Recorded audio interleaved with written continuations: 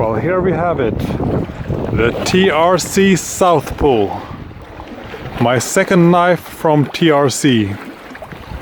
The first one being the Apocalypse, which kind of blew me away and made me get this one as my second TRC knife.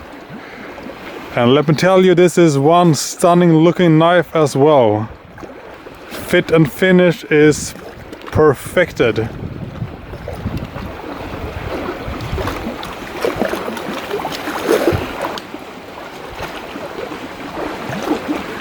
We are going to have a lot of fun doing a lot of different tasks these coming weeks. And I will try to record as much as possible and make a video sort of like the one I did with the TRC Apocalypse. And this is going to be the first thing shown in my full video review, because, you know, starting with an unbox video or just, you know, the plain unboxing, I just find it to be a tad bit too boring. That is why we go with this instead, to, you know, get a video started in the best of ways. This is one nice knife. Let me tell you that. Perfection. So we have come to the second part of the video, the unboxing part. And as you know, or some of you know by now, I'm not much for, you know, starting off my videos doing the unboxing, because I find it to be not the most exciting part, really.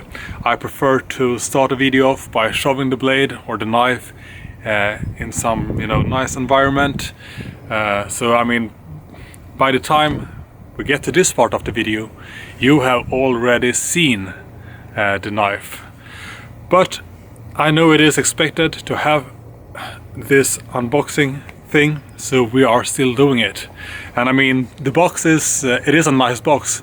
If you want to, you know, talk about that, you don't. I you know, usually when you order a new knife, you do not get it in such a exclusive package as you do with the knives from TRC. So let's go ahead and open it up. I mean, the box, as you can see, or if you have seen my video about the Apocalypse, the box is pretty much identical. It is of course a bit smaller, but the overall design is somewhat identical. When you open the box up, you get some oil, some ballistol oil for the blade itself. You also get this small booklet, and it's the very same type of booklet that came with the TRC Apocalypse, but this one is of course for the South Pole. In the booklet you will be able to read a little about the maker of the TRC knives, seen on this photo, which is Andrews. You will also get to read about the specific model, the South Pole in this case, about the intended use and purpose, some thoughts about the design, etc. You will also be able to read a bit about the materials used and some general, you know, specifications. There's also a part about maintaining your knife in the best possible way. Then we get to the part about the lifetime warranty, which you get with all knives from TRC.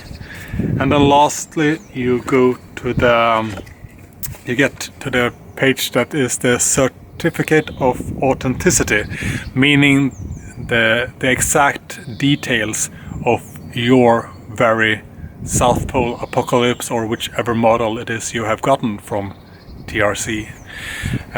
There is also, last but not least, there is a small sticker included. I know these are popular among certain people and knife collectors, so I guess they will be happy to receive this, and they can put it wherever they want to. Moving on to the more important contents of this box, we can see that this is how the knife comes in the box, inserted in a Kydex sheath. I know you can order the South Pole, you can order the TRC Apocalypse and probably a few other models with a leather sheath, should you prefer that. I myself, I prefer the Kydex with my TRC knives. The sheath design, the Kydex sheath is pretty much the exact same type of design as the sheath you get, or I got with the Apocalypse. The retention is really good. I mean, this is not a knife that is going to accidentally, you know, drop out, because it's very firm in its Kydex sheath, and you have this small thumb placement here, which makes removal of the knife easier. So the knife itself, it looks like this. No surprise, since you have already seen this one, although without any commentary, I think. I mean, I haven't recorded that part yet, but it will be the first part. This particular South Pole has a natural canvas micarta handle, and I think it is the first one to be made with that. But I'm guessing it's gonna be a standard material to pick from when you see this particular video. The blade steel is Elmax, much like the TRC Apocalypse, and maybe, I guess, most of their knives. I think they do make some knives in M390, but this is Elmax. The blade length of this knife is 115 millimeter. The overall length of the knife is 235 millimeters, and the blade thickness is 4.5 millimeters. Once again, we have this rounded spine, which I think is very nice looking, but it also is an effective one. It works with ferro rods as well. You can strike fire with it. You have a bit of jimping going on, as always, or as with the TRC Apocalypse. Not all knives from TRC have jimping, or I do not think so, at least. There is a bit of there is a finger groove, or sort of, not really a choil, but a finger groove here, and this was my main concern when I ordered this knife, because I am not a really big fan of finger grooves like this, because they can, you know, get uncomfortable depending on the size of your hand and fingers. As seen here, this works well with my, or somewhat well with my hand. It may not be perfect, but the interesting thing or part is that even if I get my fingers like this, you know, you choke up on a knife like this, it still feels comfortable. This does not feel bad in any way. Even though my finger is, as you can see, in the middle of this part, it does not feel bad in any way. It still feels good. And that was a super big relief to me when I got the knife and when I picked it up, because I was really concerned about this finger groove. So this is probably the first time I experience not having issues or this becoming a hotspot. I mean, it's not sharp, but it's not, you know, really super smooth either. But still, it does not become a problem for me. So it's a non-issue. But that might be something that other people will, you know, have a problem with. But I do not think so. I think you should give it a chance, because this is surprisingly comfortable. I mean, it's really comfortable, and I think that with the TRC Apocalypse, the handle ergonomics of that knife is, I mean, it is hands down one of my favorite handles of any knife. And as some of you know, I own quite a couple of knives, and that handle is just, it's perfection. And this one it's just super comfy, really. And I should probably mention that the handle scales has a bit of a rough texture. I haven't seen or felt this on a knife before. Let's see if we can get some zoom in here. So it's really also quite comfortable. It will not, give me any issues. I usually use gloves when I handle my knives, especially during autumn and winter. But this is just, as always with TRC knives, they know how to get the handle ergos right, and the South Pole is no exception whatsoever. This is one comfortable knife. I mean, I am really surprised in the best of ways. I think this kind of concludes the unboxing part of this video review, and I am very much looking forward to put this blade to the real test now. Obviously we're not going to do any chopping with this one like we did with the Apocalypse, but we're going to do a lot of stuff with this knife to see what it can do and how it will perform. Yep.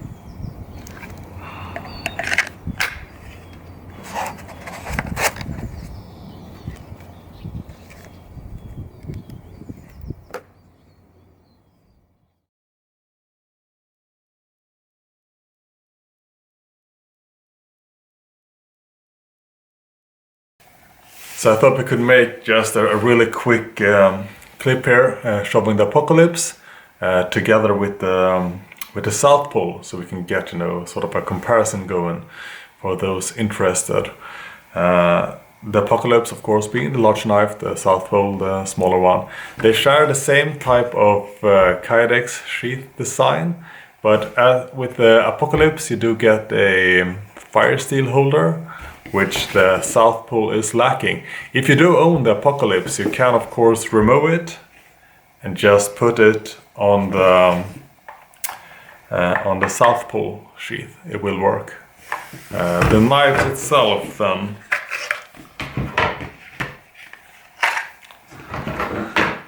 well, as you can see, the Apocalypse is quite a larger blade. With the different type of handle design. There's no finger groove on the Apocalypse like this on the South Pole. There's also no choil at the blade on the South Pole, which you have on the Apocalypse. And I like, I don't mind choils. I think they're useful design sort of. But on a knife as small as the South Pole, I do not feel the need for choil as much as I do on a larger size knife. Both of these knives have the same type of grinds. They also have a rounded spine. You can see there is a bit of a difference, or a kind of large difference in the actual tip design and spine design, aside from the rounded spine. This one is rounded, and there's no swedge or anything going on here. This one has a sort of a swedge and a thickened tip like that.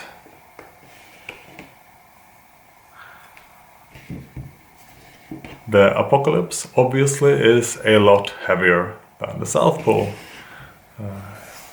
I don't think anyone expected it to be otherwise. So this is what these two knives look like, sort of head to head. So now you have a bit of a comparison if you own, if you already own the South Pole, or if you already own the Apocalypse. You can now see them sort of together.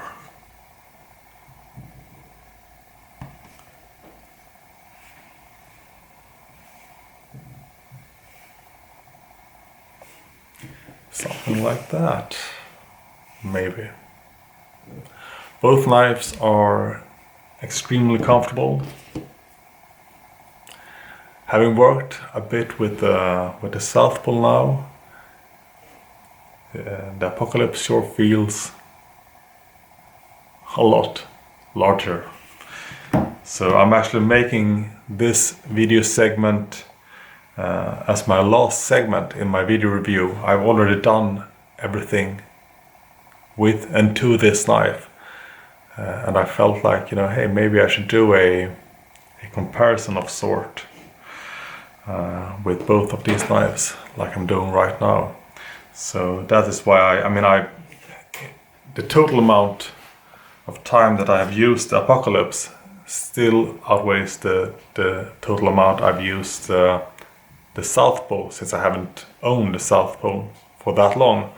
But having used the South Pole exclusively for the last week or two, and having pretty much not even touched the Apocalypse, this one feels larger than I remember it. Which is interesting. Beautiful blade, beautiful grind lines. Fit and finish on both of these are just impeccable. Yeah. There we go. Is it possible to zoom in a bit? I'll see if we can do that. So just zoomed in a bit so you can get an even better view of them together. Incredible knives, no doubt. Both of them favorites of mine. I'm not sure which knife from TRC I'm going to try next, because the Apocalypse felt like the one I absolutely wanted to try. And then the South Pole was always on my short list, but now I do not know which one to go for. Then again, I feel like these two can do pretty much everything I want them to, but maybe I'm gonna try, I think it's called This Is Freedom, maybe. But I'd say that these two are my grail TRC models. But we all have different, knife preferences and what we enjoy or what we do with our knives. So just because I like these two the most, doesn't mean that you will, so to say. Regardless, this was just a comparison segment. Let's start doing things now.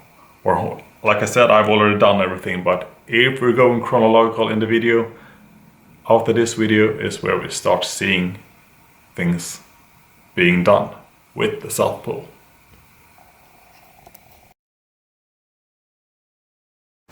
Okay, before we head out and start doing some real field testing of this knife, I want to do a few pre-field tests, exactly the way I did with the Apocalypse. We are gonna slice some different types of paper, we're gonna do some feathers, we're gonna carve some wood, just to make sure we have a knife that is that we know for sure can perform, so we don't head out with a dull knife or anything like that.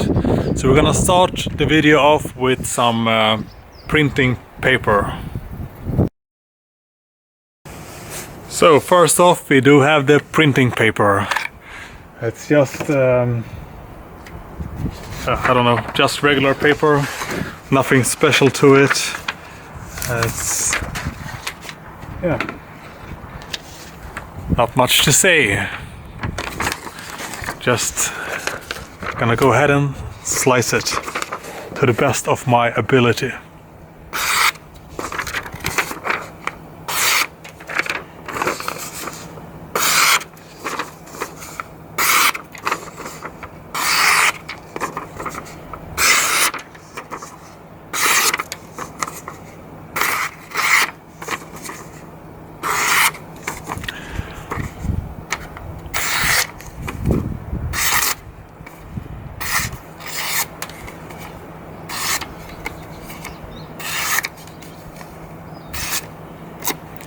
So I'd say that the knife is sharp enough, but let us proceed with some magazine paper as well to see how well it performs with that.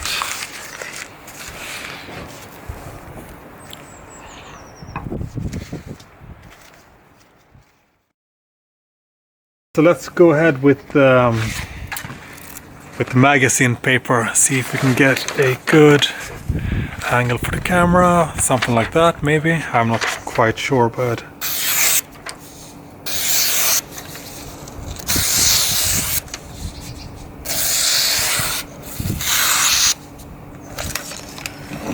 seems to be doing fairly well, I'd say. Let's do some more, just because we can.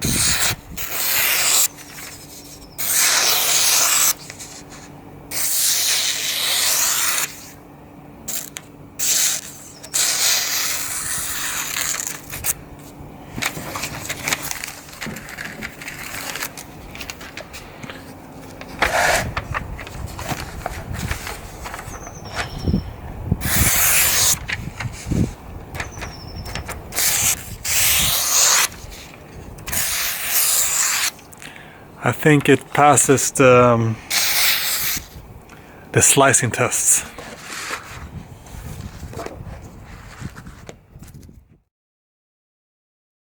So this is always a fun test to do. Let's see if we can get it good on the camera now.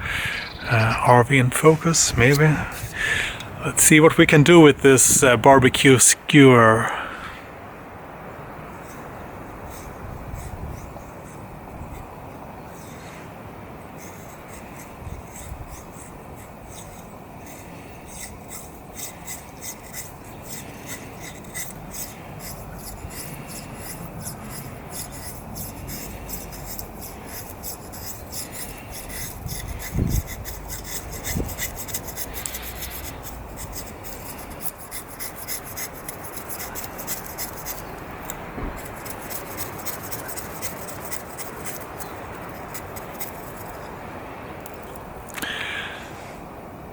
So these are a bit heavier feathers, still pretty decent. Let's see if we can do some finer ones as well. So next up, I thought we could do some bark removal, putting on a pointy thing there, and yeah, just see how it performs. I don't know.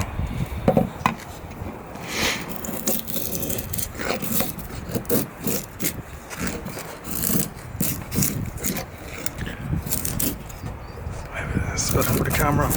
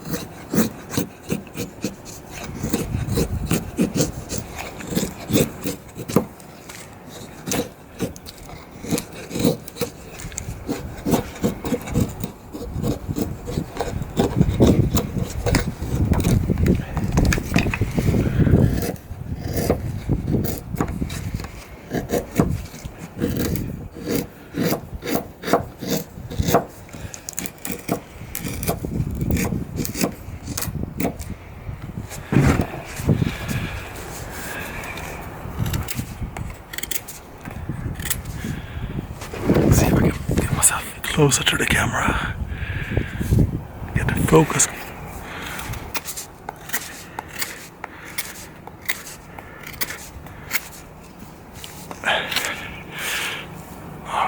Come on, focus. Maybe I should remove the camera completely like this, have it refocus. Maybe.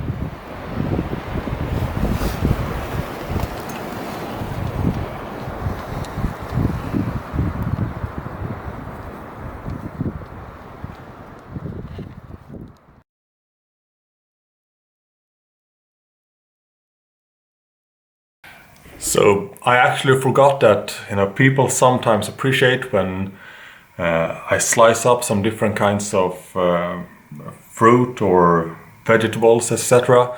So I took a bit of everything that I had at home and thought that we could do the same procedure that we did with the apocalypse, that we do some controlled indoor slicing and dicing of fruit.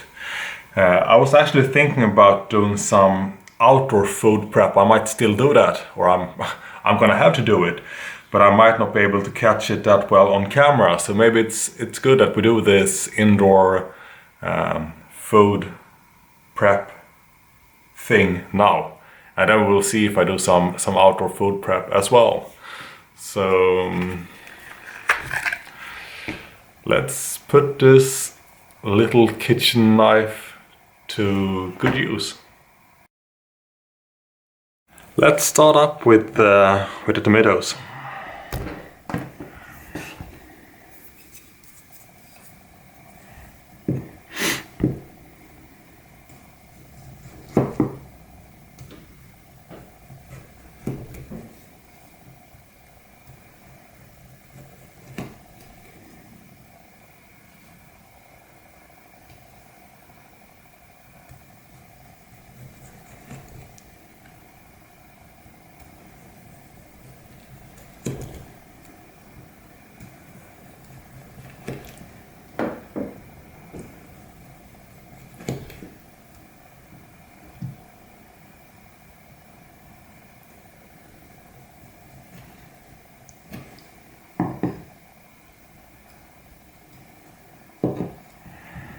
Stuff like this.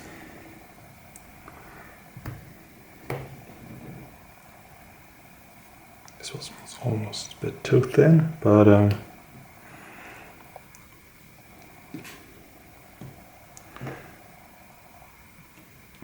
some random slices like that. I can do something else with this one.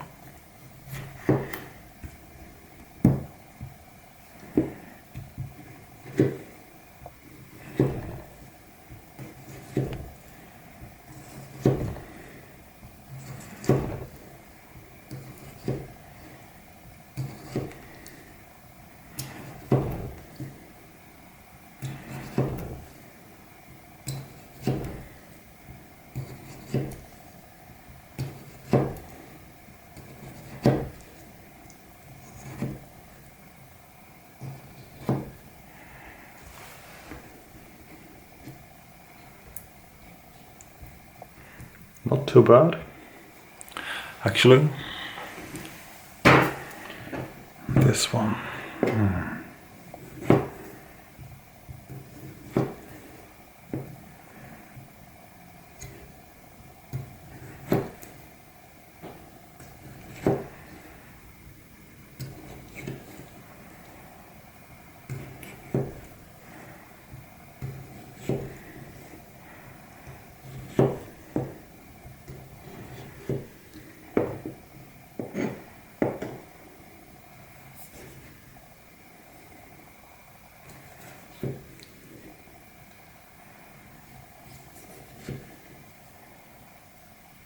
Maybe I sliced them a tad bit too thin before, huh?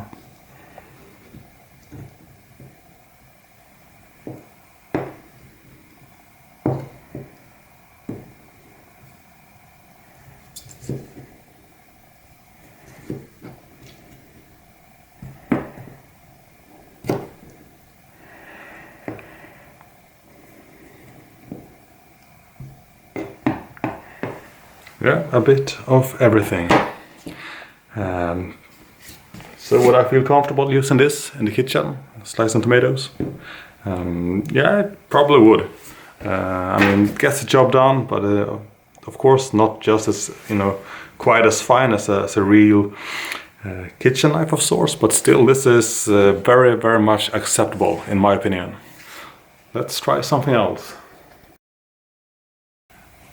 So next up we can go with the cucumber. Goes well together with the tomatoes we just did. Let's see, we can do a few different things.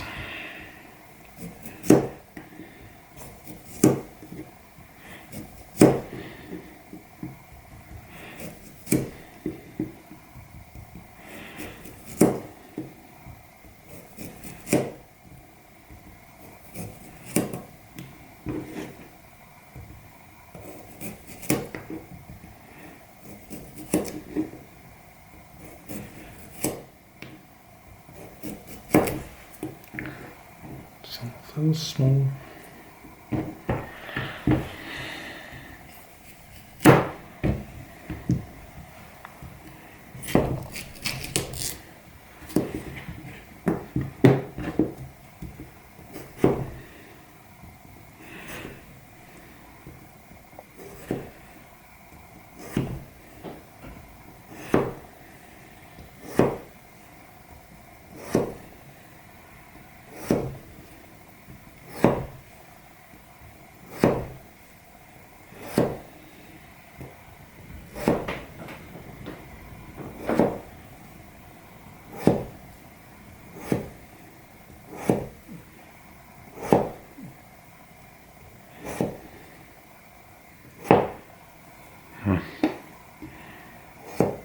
Bit uneven. Even it out a bit.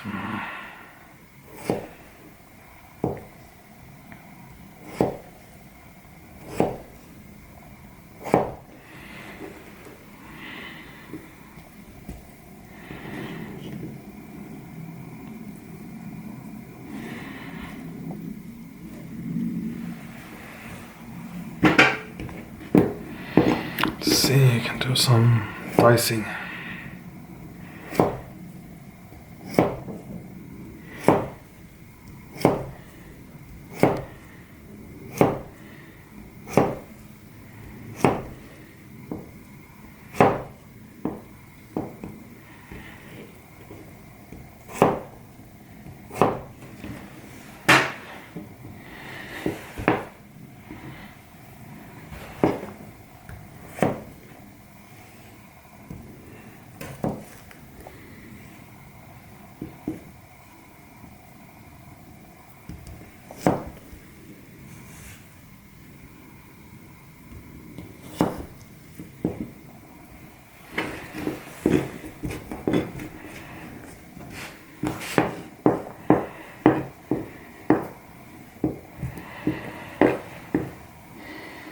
Something like that for the cucumber. Yeah.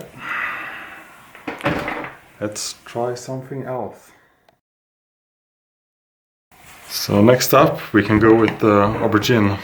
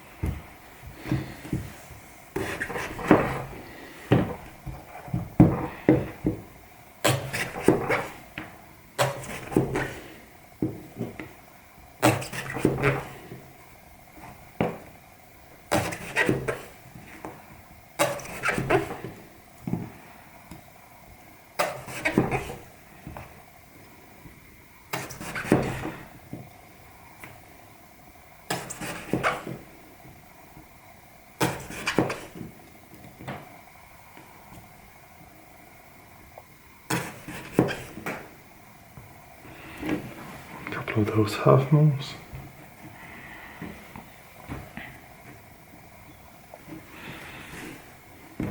Let's see. We can do some dicing here.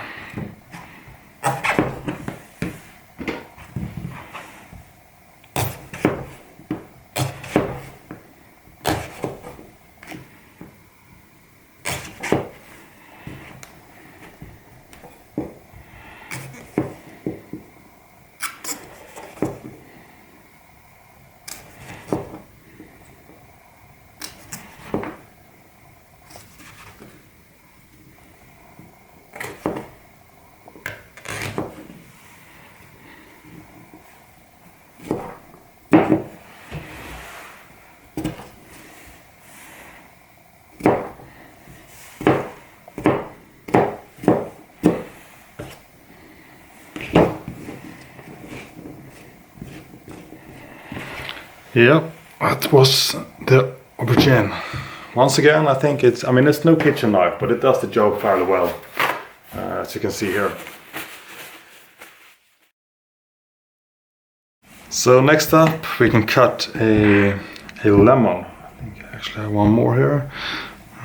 Doesn't really matter which one we pick, or we can pick both.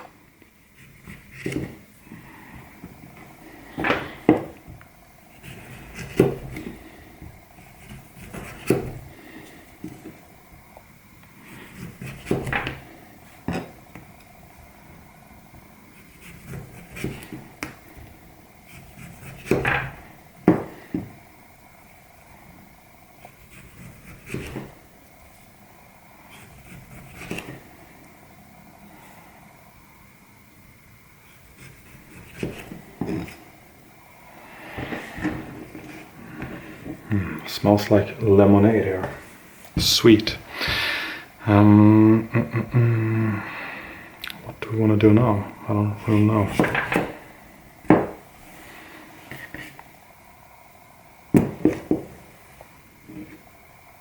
I mean, typically, yeah, I don't know.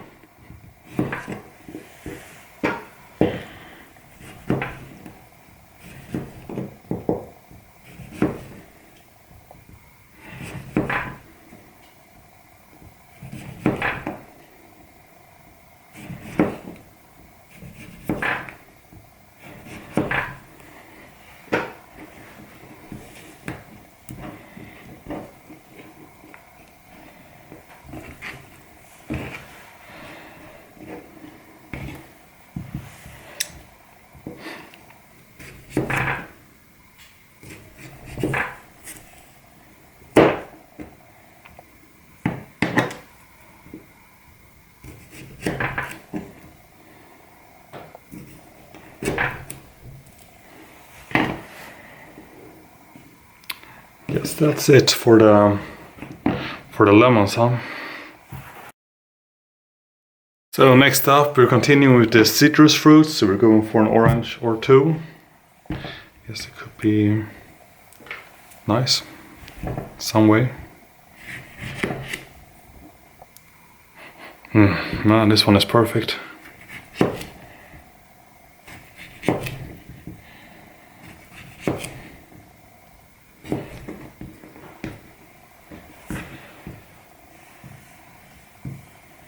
Let's try to go for a bit thinner pieces.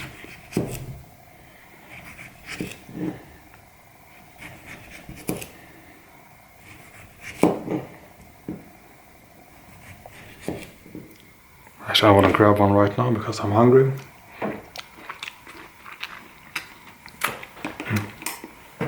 Damn, that's good. So,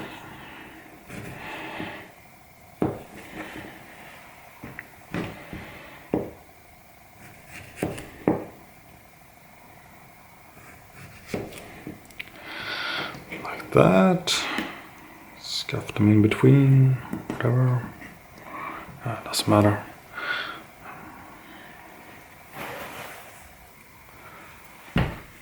What should we do with this one then?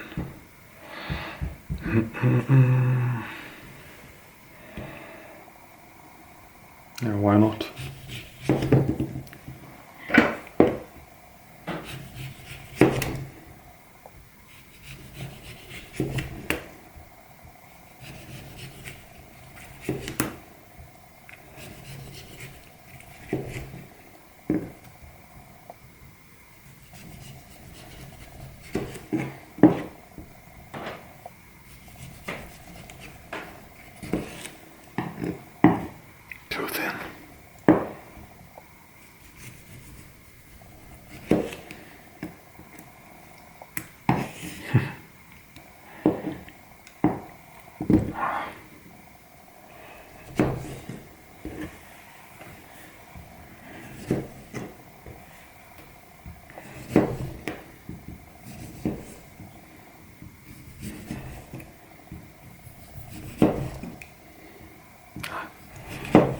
bad piece in the middle. Skip that one. Go for these ones.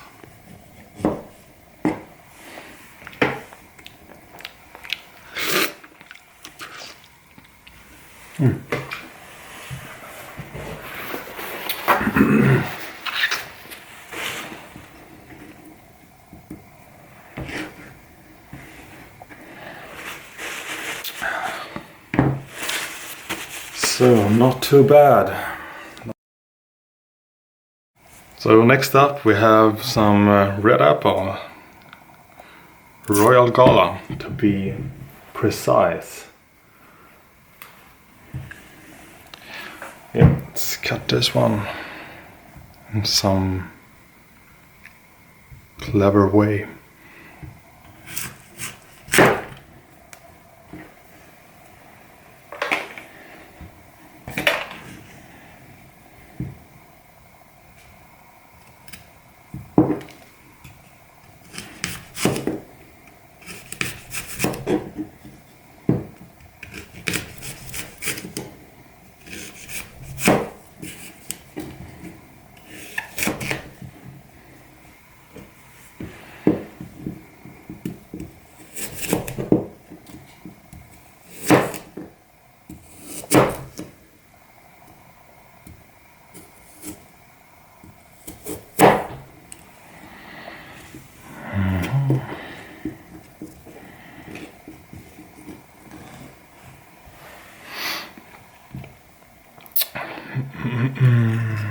Yeah.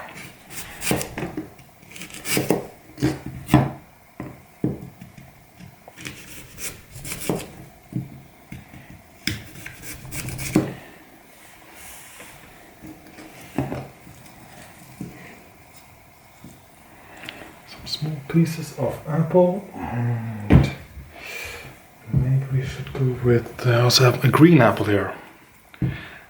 A golden delicious, perhaps.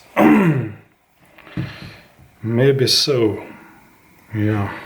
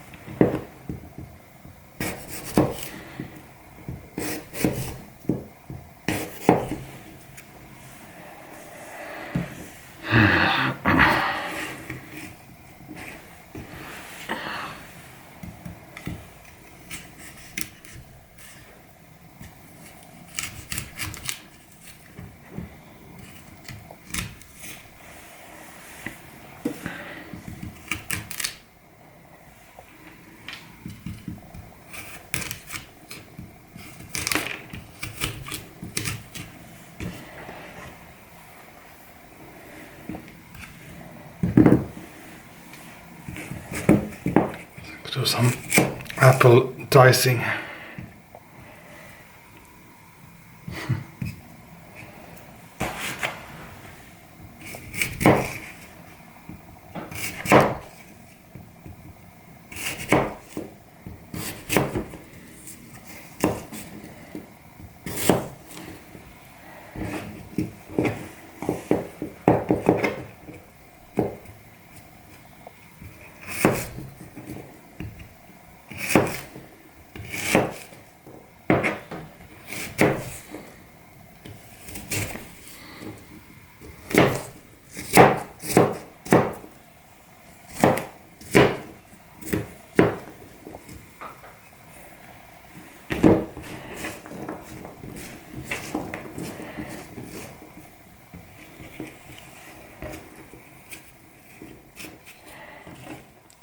Some different processed apples.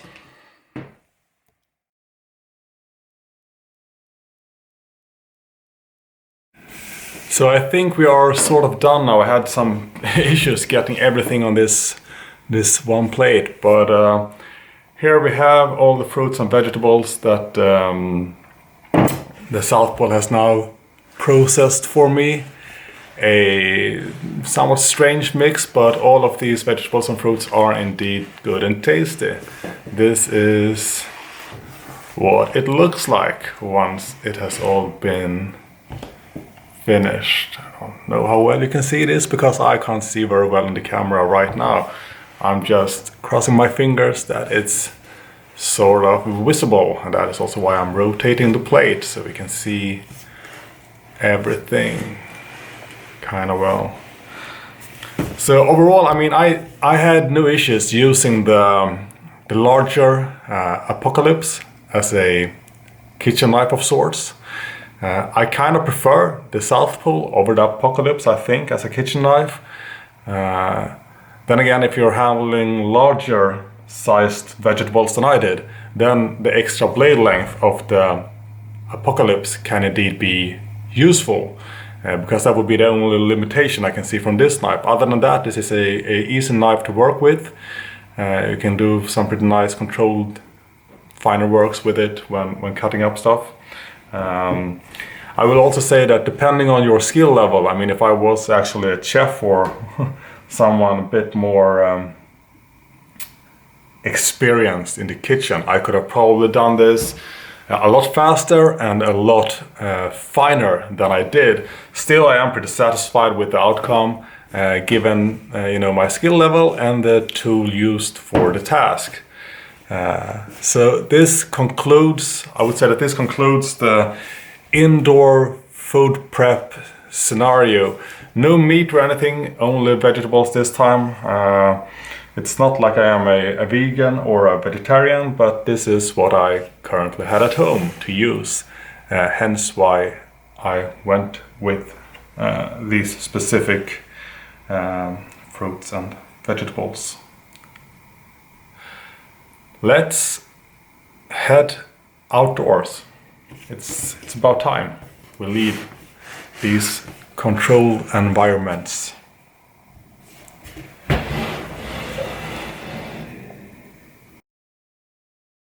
You know, I was just about to clean away the last pieces here that I did, and I realized that maybe we should do, I had, you know, an apple over, and realized maybe we should do a apple peeling test as well. You know, I never really peel my apples. I've never really done it before, but I thought that, hey, why not try it out and even put it on video, see how it goes. So I'm no expert on this. I think I'm gonna have to adjust the camera a little bit now. I realize I can't even see how I'm doing. Is this gonna look well? Maybe, I don't know.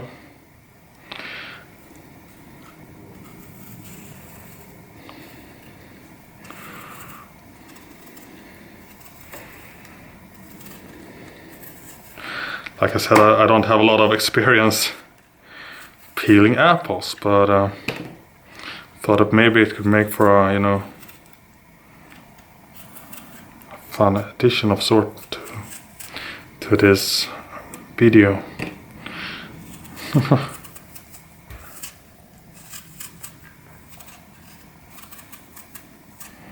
I don't really know why people peel the apples. I mean, maybe if they are allergic to the skin of the apple, so to say, but other than that, I don't really know.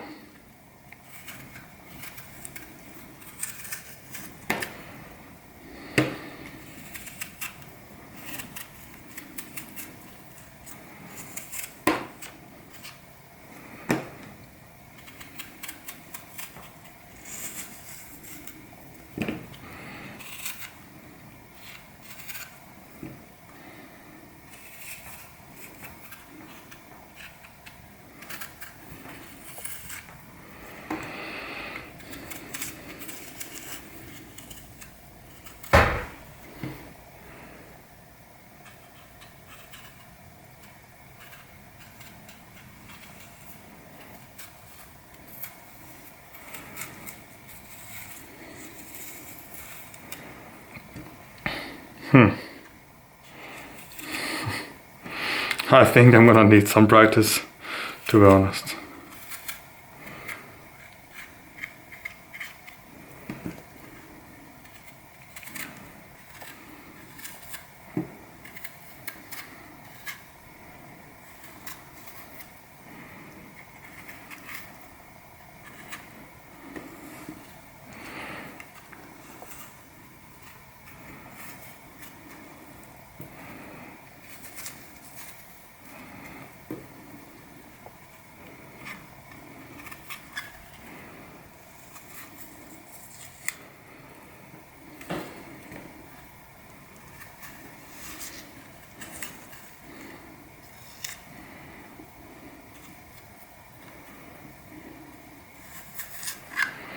You know what, I think this is gonna have to...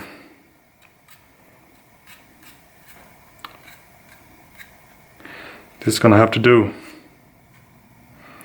for now. Like I said, I am no professional apple peeler of any sorts. Never claimed to be one, but at least here we have a peeled apple. For whatever it's worth.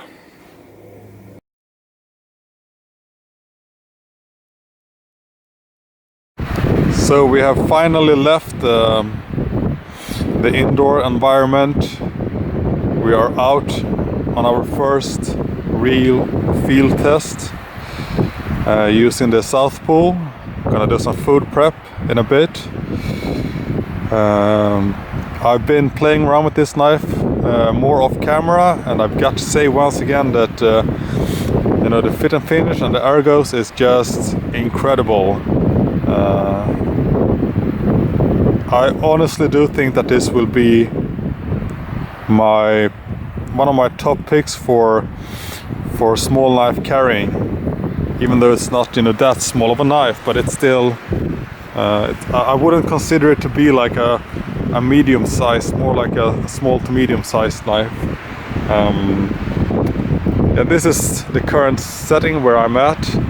I put up my tent here. It's like really windy, so, but it is getting slightly better. The view here is actually quite nice.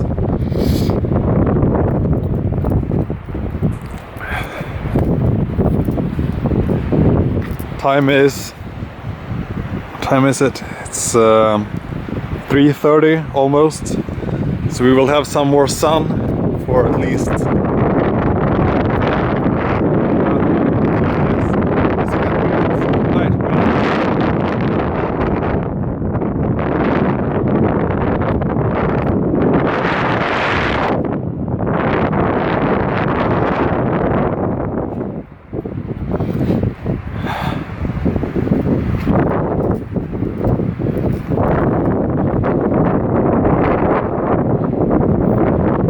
tent is really good though.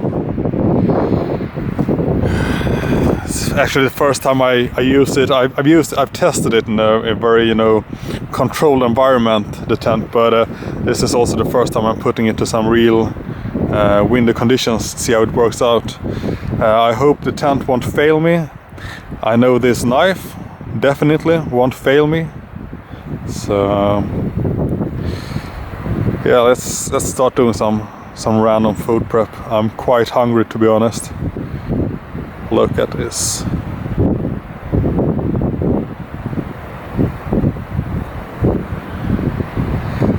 Yeah, I know there's lots of you know, close-up footage of this knife, but it's just that nice. Yeah, time to make some late lunch or early dinner. So it's time to make some late lunch or dinner. We're waiting for the water to boil up here. It should be fairly soon. I brought some potatoes here. I'm gonna boil. We have to make them a bit smaller though, because it's just too large right now as is. So we're gonna dice them up a bit using, well, you guessed it, the South Pole.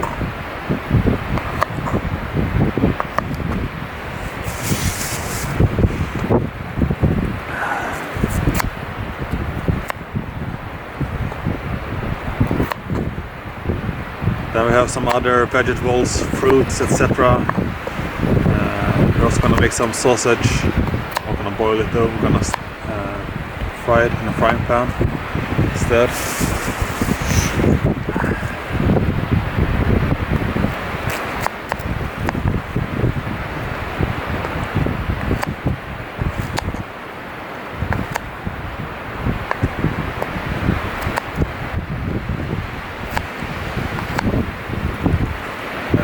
It's gonna be sufficient right now because I only brought my small stock kitchen with me.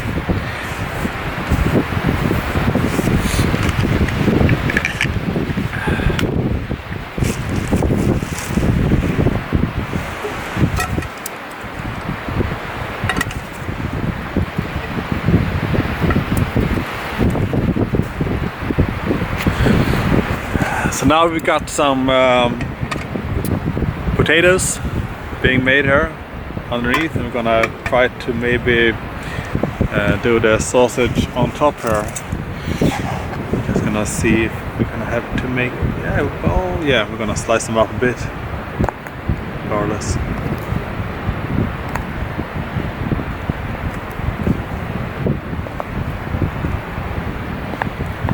Should be good. Yeah.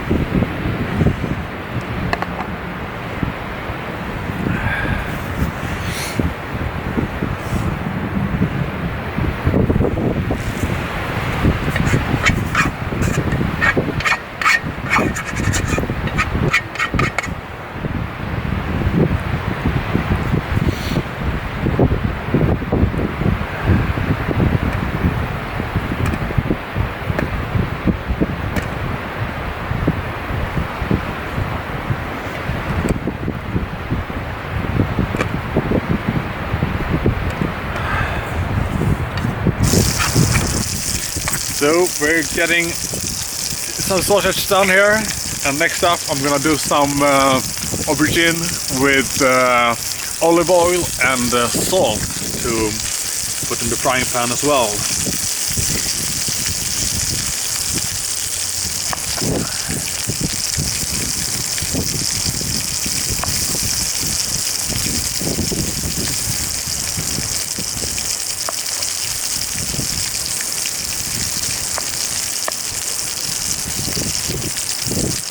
Making them fairly thin now, it's a little bit faster to get them to where we want them. So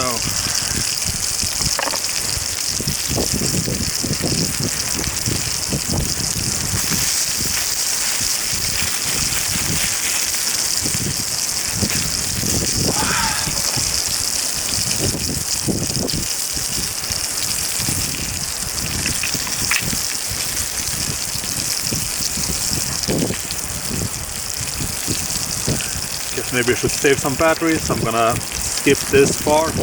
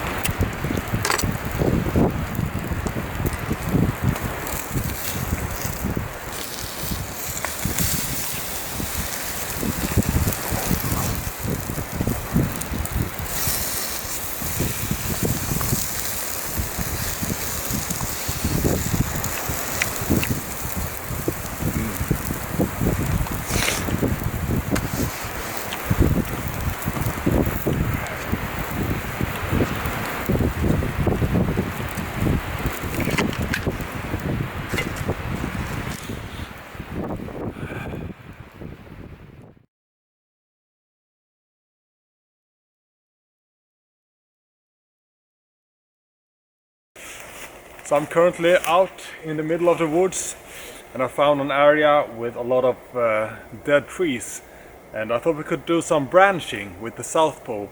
I usually do branching using larger knives and small axes, or medium-sized axes, or even large axes. But I rarely do branching with a knife of this size. But you know, just for trying it out. So let's see how it performs.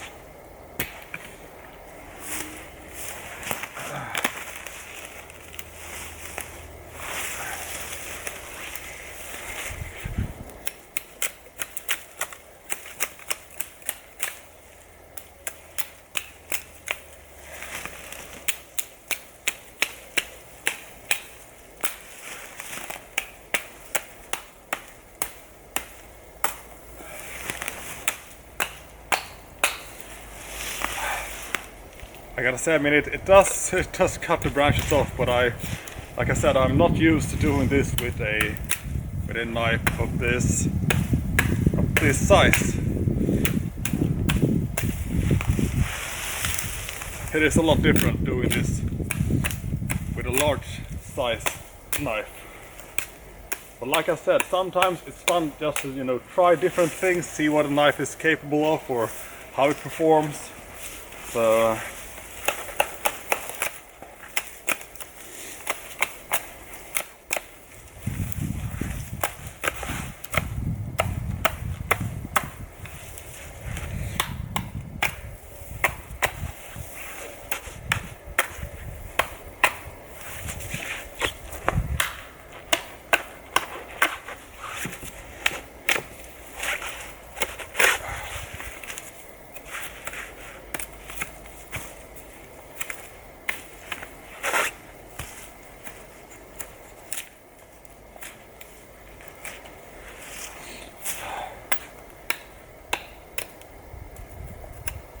So it could be done. I would have preferred a bigger knife, but like I said, I wanted to, you know, just give it a go and see how it felt, and if it was, you know, I mean, I sort of know it would be possible, of course, but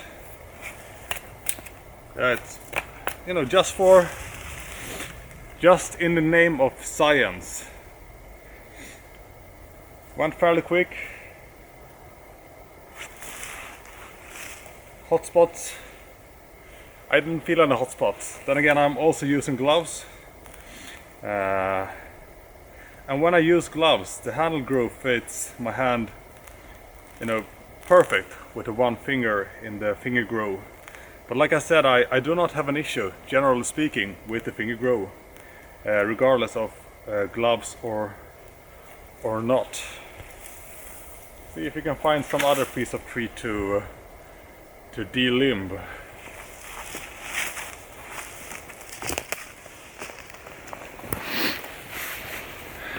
There we have some focus. So the knife did of course not get any edge damage, despite somewhat hard work. It did get a bit dirty, of course, which was to be expected. Is that a problem? Absolutely not. And this is what I meant with the finger groove here when I have gloves on. Then it fits, you know, since my finger gets a bit thicker with the glove, it fits absolutely perfect. Good for winter, autumn, spring use. Even if this finger touches this part of the finger groove, it does not feel uncomfortable. I've said this a few times and I will keep saying it because that is one of those things that could turn people down from this model, me including. I felt like I took a chance, a gamble when I ordered this knife, because I wasn't, you know, sure how this would turn out. But like I said, even if you have it like this, it's still really comfortable in hand. Regardless, we're gonna do some more work now. So here we have another type of tree that we can do some branching on, but I prefer branching, you know, pine or fir, because I mean this can actually make for some good sleeping pad like material. If you're lacking a sleeping bag, or if your inflatable sleeping bag has gone bad. and you need, you know, an option of sorts. Yeah.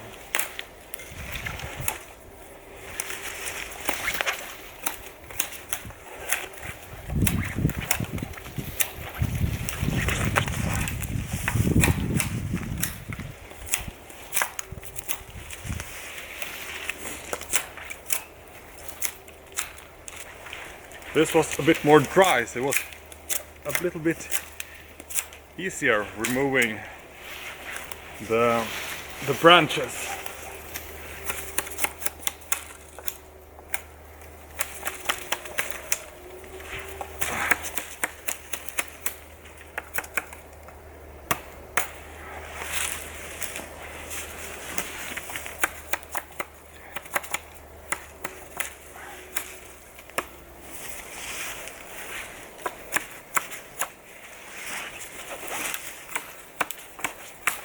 Still a few tough branches, regardless.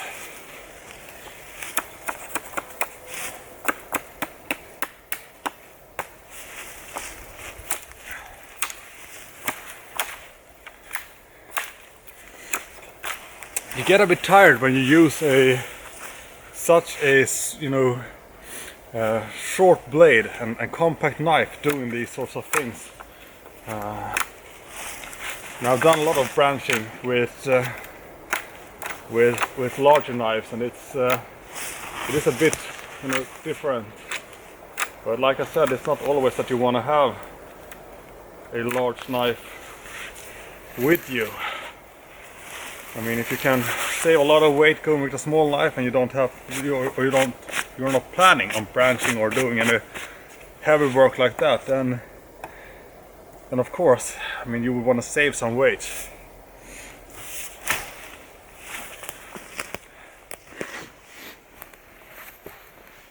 So, looks even nicer now.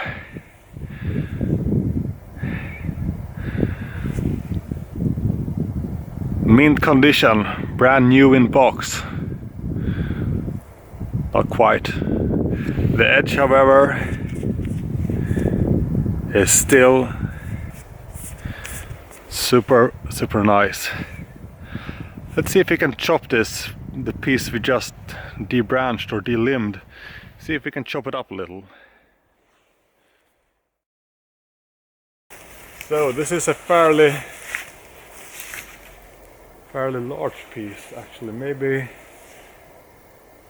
chopping it up isn't the brightest thing to do. Let's see if we can carve it here and break it off, and then try to chop the thicker part of it.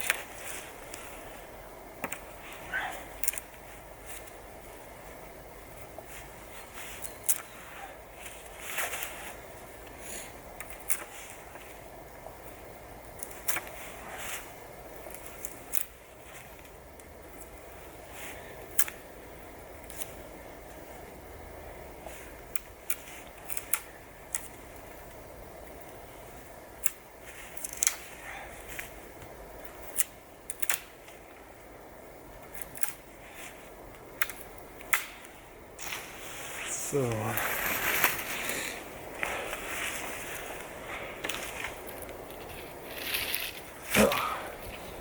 I mean, I just want to say that I do not in any way recommend chopping with a knife like this. I mean, yeah, I just can't justify it, but I will do it for in the name of science.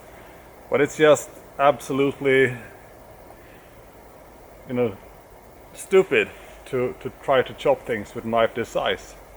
But like I said, in the name of science, we'll go ahead and do some light chopping.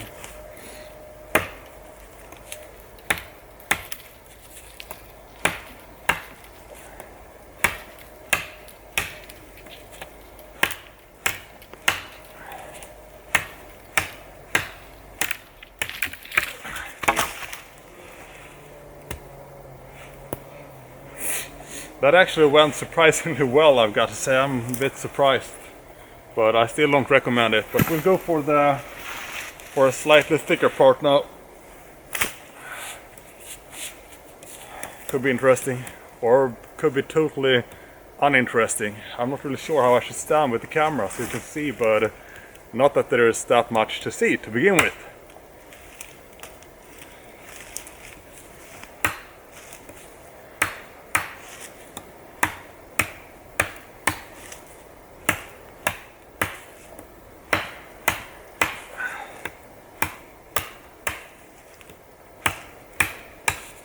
The things you do in the name of science.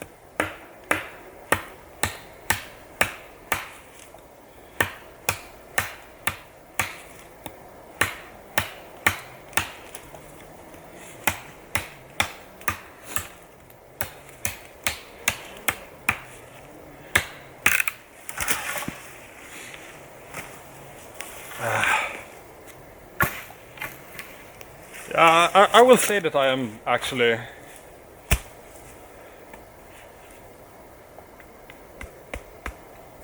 a little bit surprised.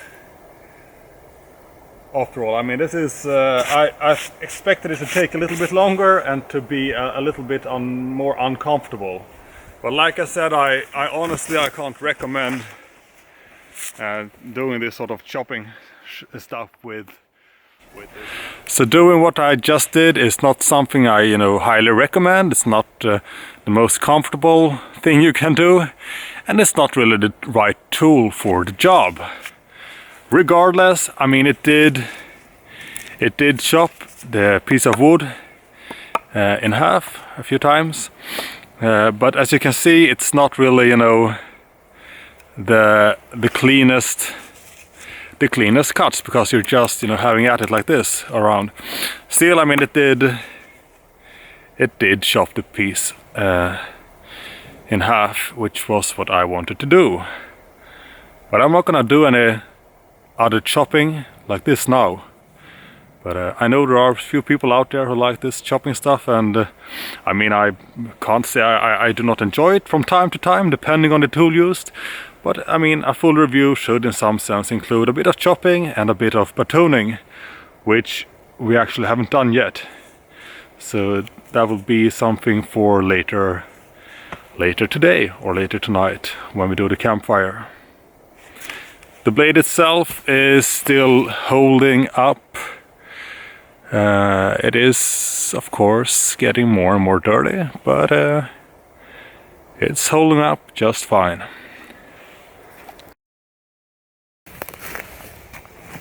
So I used my small hatchet to chop a few of these trees to smaller pieces, which can potentially be batoned. Not the best pieces to batoon, not the best platform to batoon on, but I mean, we can always give it a try and see if it's even doable in some sense. But I think this is not going to be a very good test, to be honest.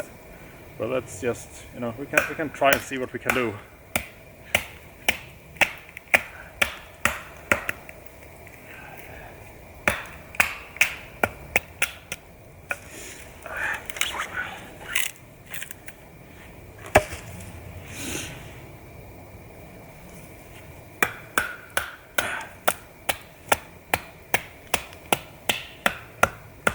Some extreme knots here.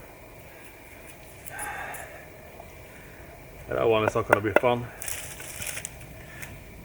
Let's see if I can break through it with my physical strength, if I have any. See, with this stupid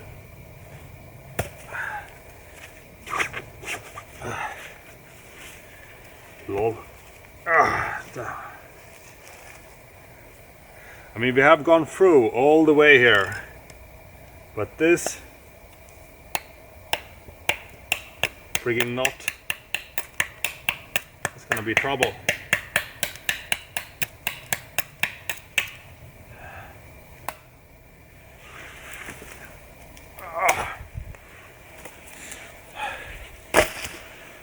See, let's go for another piece.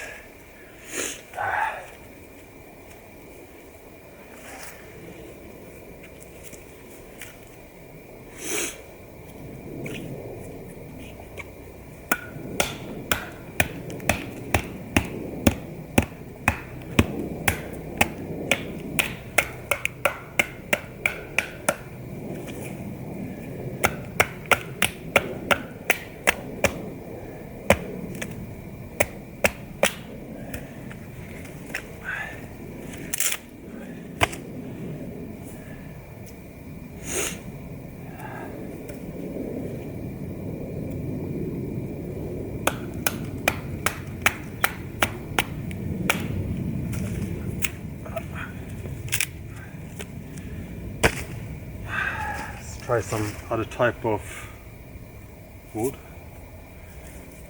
Not even sure what this is. Big up there as well.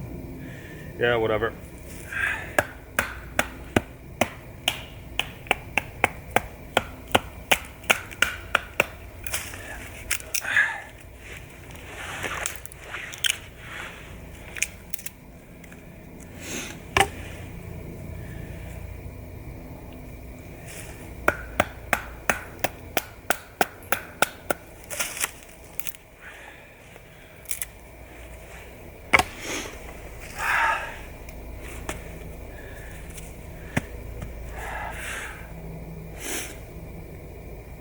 I think that there is some limitations with the blade length going on here when you do these sorts of batooning tasks. But to be honest, I mean, you can still do it as long as the pieces are not, you know, too extremely thick. And I mean, why would you even batoon something that is extremely thick? Then again, some people will say, why would you even batoon anything at all? So, and if I mean, I did bring my hatchet today, so I could have done this a lot easier, should I have wanted to. But once again, for the name of science. This is a heavy piece. Or maybe we should just settle with it like that. Call it a day. It will batoon, but the blade length will of course limit the usefulness when batooning, you know, larger sizes of wood. Yeah, that pretty much sums it up. And now I can't help but feel like I want to batoon this piece of wood standing here. This is, yeah, I guess we just have to do it now.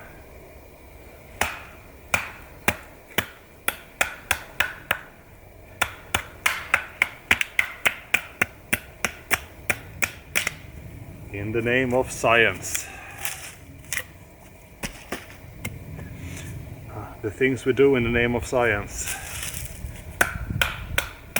YouTube science. The best sort of science there is.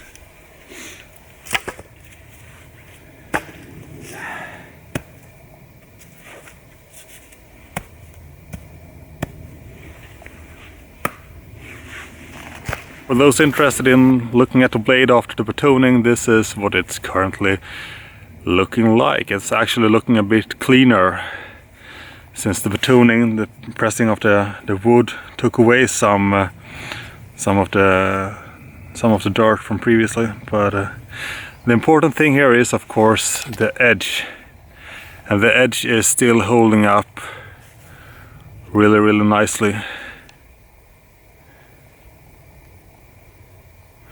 Which is of course to be expected. At least it is expected by me. With the experience I have from TRC, I would have been pretty confused and probably a bit disappointed if the blade would not have held up for these tasks.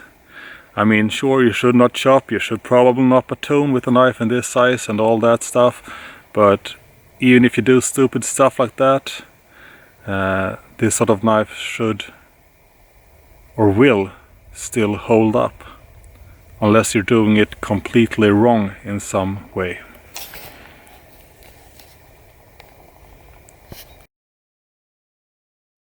So once again, I'm not much for doing tip tests. I don't really enjoy them when I look at videos, but you know, in the name of YouTube science, we can do a bit of a tip test with the South Pole.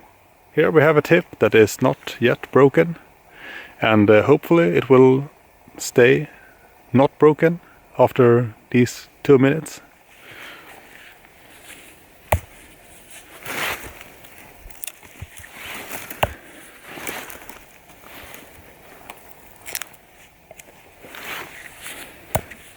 I can't even see that.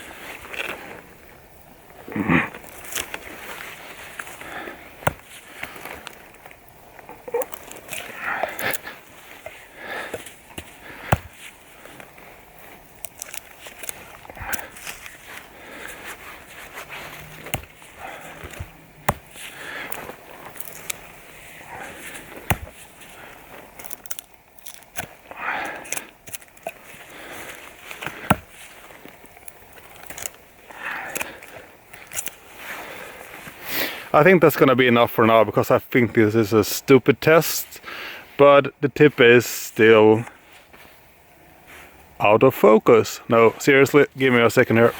Is this better? This is better. So what can we see? We can see that the tip is still intact. Well, that's nice. Then I won't have to resharpen the tip when I get home. Always appreciated. Probably not gonna do this again, because I find absolutely no reason for doing tip tests like this.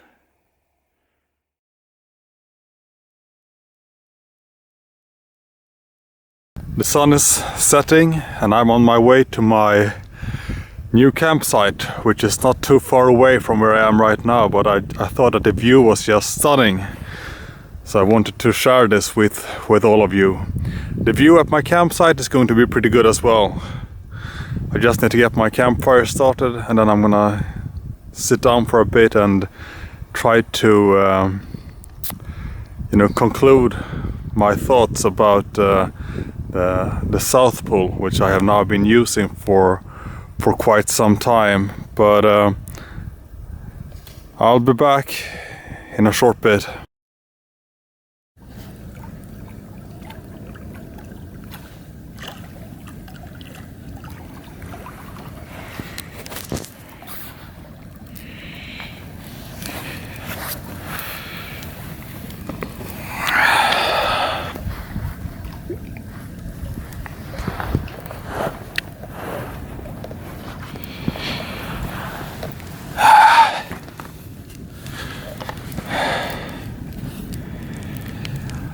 I will say that when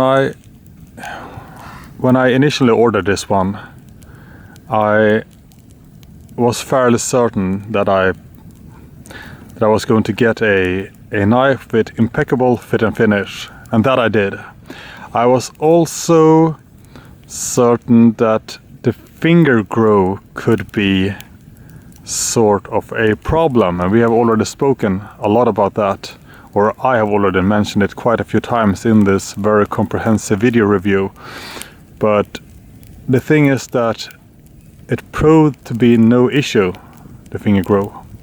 In fact, it works solid like this, and it works solid even if I don't fit, the finger grow completely with just one finger, unless I'm wearing gloves.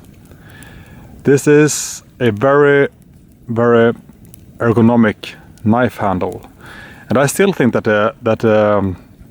Apocalypse is one of my most comfortable knives, especially in that given size.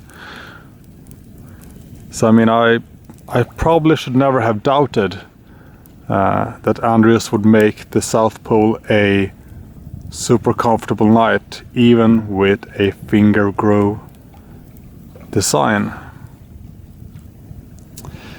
So the Elmax steel then. Elmax is one of my preferred stainless steels. It's probably my favorite stainless steel. People say that it's sort of fragile, it can be chippy. I mean, I had no issues with the Elmax supplied by TRC on their knives. And I've done, chopping, batoning, tip tests, branching and delimbing. Most of those tasks which are considered hard use. And even more so with a knife in this specific size and thickness.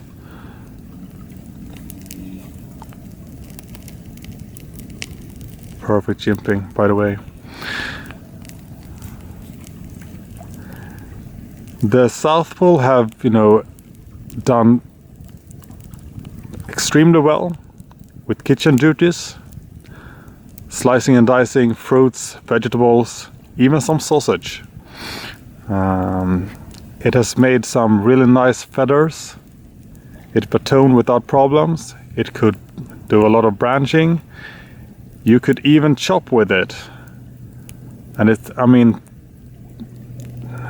chopping with small knives, that's not really, my favorite thing to do, but this one did it well and it held up, and I never got any, hot spots or blisters or anything, despite doing those sorts of heavy tasks with this small of a knife.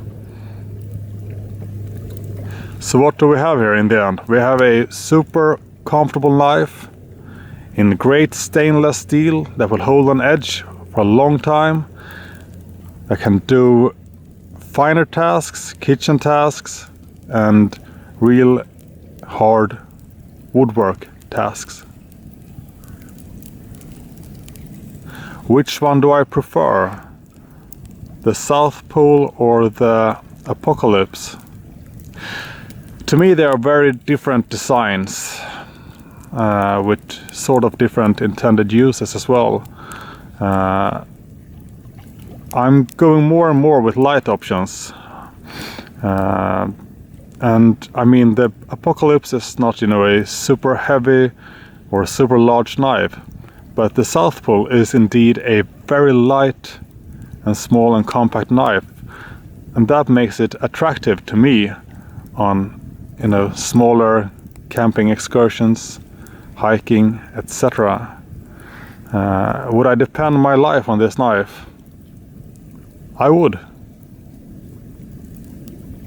I sure would. I mean, this is not a knife that's going to fail me during my lifetime, and probably not fail the owner after me, whoever that might be. I'm just thoroughly impressed with the South Pole. The South Pole and Apocalypse, they are the two knives that I really wanted from TRC. I'm gonna check their designs to see if there's anything else that might catch my eye, but this and the Apocalypse, they were must-haves, and now I have them both.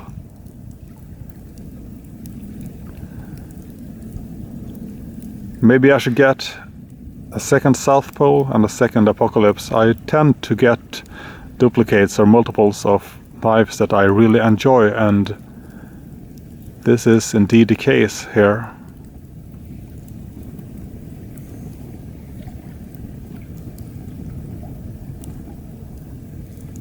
Fantastic work.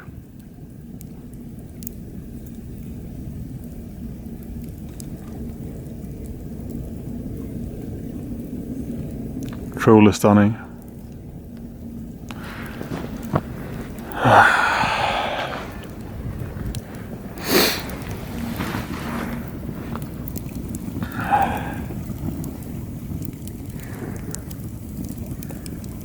Do I recommend these knives? That I do. I highly recommend them.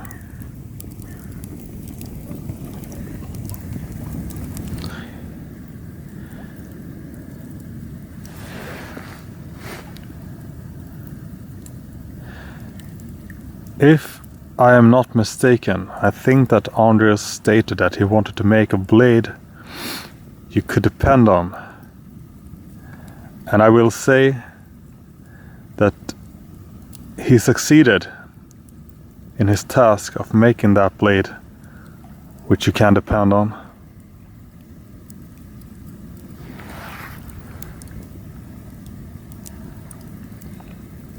And I'm sitting here thinking of ways to improve this specific knife or design,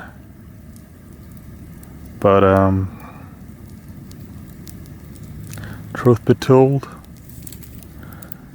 I'm having trouble coming up with ideas that could make this knife even better.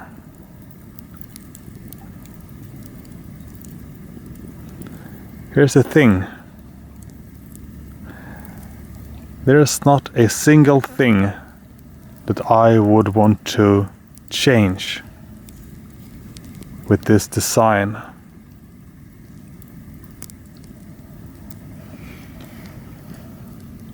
Because I feel like it's been perfected.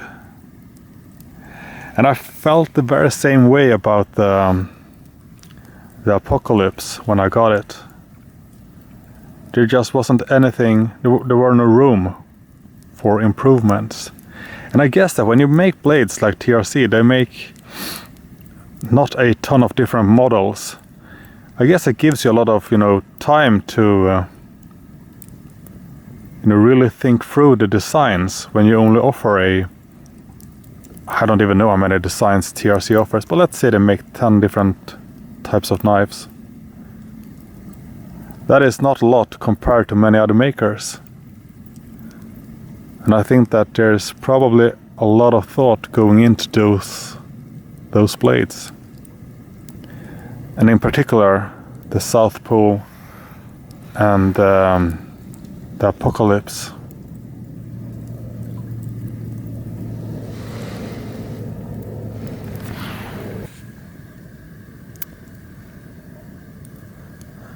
So I've decided to end my video review now. To sit back, relax, breathe, and I think that's probably the only things I will do. I hope you all enjoyed the review, and I hope I also could help some of you out if you were debating getting a South Pole or any other knife from TRC. I'm not sure if I'm gonna order any other knives in the future, but if I do, I guess I'm gonna make a review, sort of like the one I did for this, the South Pole, and also the Apocalypse. I wish you all a great future, or at least a great day and great week. Take care, all of you. See you around someday, maybe. Wishing you all the best.